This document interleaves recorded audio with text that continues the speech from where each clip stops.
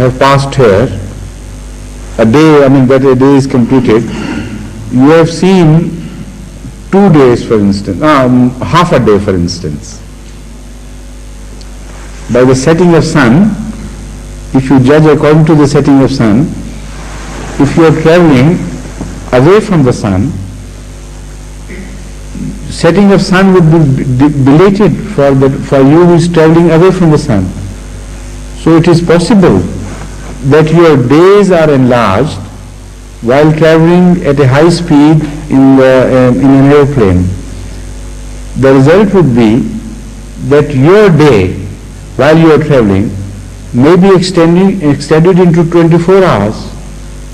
So counting from your morning prayer till the sunset, you should normally say only 2 prayers, 3 prayers, morning plus Zohar plus Asr.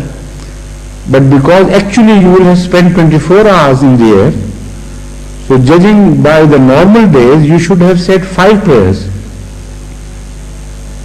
So pack that day with 5 prayers. You follow what I mean now? Yeah. Yes. Thank you.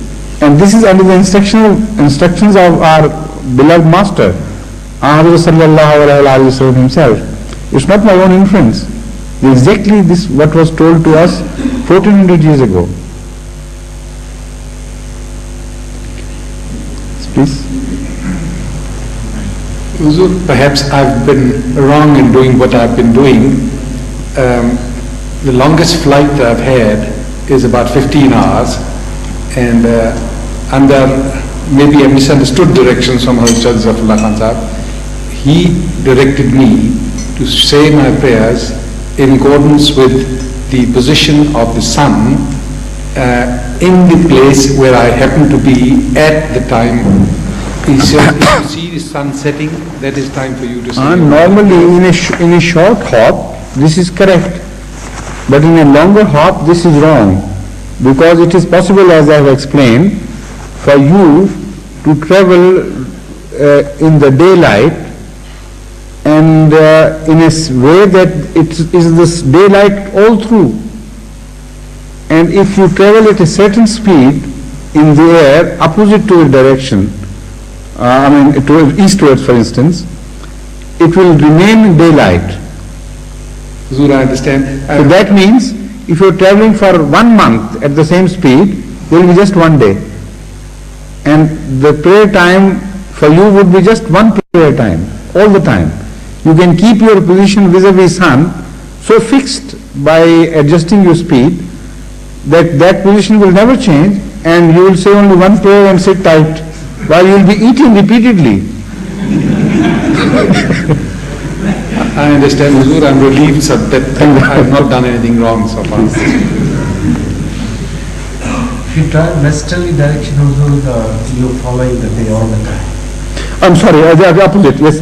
If you're following easterly, then the day will be shortened. Yes, of course. Exactly, that's what I should have said. If you're traveling westwards at a certain speed, so your time can be exactly fixed, with the result that it's a constant day for you, and position of the sun vis-a-vis you, your position, would never change. 1 prayer, that's all. But dinners and lunches and teas, so many, and going to the bathrooms and so on and so forth. So this is why, it's such a beautiful instruction, which were given to us 1400 years ago by Hadhrat. Judge your prayers according to your normal days. Forget about that particular day which is distorted, out of shape. Right? If you travel by Concord, you have breakfast here, again breakfast in New York. Yes. Correct. But no second morning prayer. Yes, please. So because I am somewhat disabled, I normally sit in the rear, and I find that some spaces are left blank in the last 2 files. I know that in amongst Boy Scouts and in the armed forces and police, one files by the left. When standing in rows and lines in a mosque, should one file by the center or by the left or by the right? By the center, I think, Jazakallah. because we are Imam oriented. The prayers are Imam oriented. So you should fill the place closest to the Imam first, and from then on start expanding. All right, so let's finish it today. Assalamu alaikum.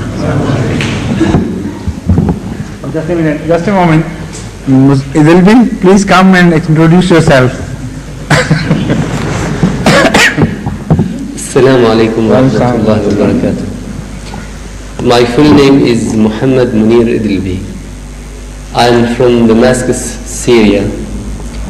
I have been, by the grace of Allah, Ahmadi for 4 years with all my family and the family of my wife, together with 30 persons from Damascus since you became Ahmadi. Alhamdulillah. With the grace of Allah through your good offices. Yes, Yes, that's right. Yes. I ask for your holy prayers so that when I go back to my country, keep on remembering us, praying for us, that inshallah we'll be able to have in the future a Dalisham known to the whole world in order to serve